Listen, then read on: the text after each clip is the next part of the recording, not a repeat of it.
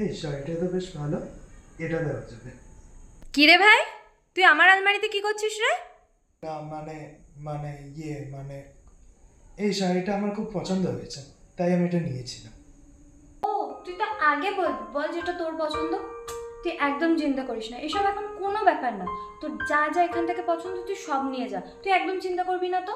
আমার যা সেই সব কিছু তোর, তোর যা যা পছন্দ তুই সব নে, আমার কোনো অসুবিধা নেই। ও, তাহলে আমি এই শাড়িটাও নিই, এটাও আমার খুব পছন্দ।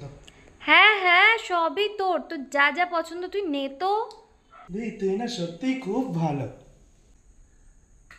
ওর বল দাও কথা কাটের, তোর জিনিস যে আমি কেন নিচ্ছি সে তো আমি বেশ ভালো মতনই জানি। যা এবার তুই, কোনো অসুবিধা নেই, যা।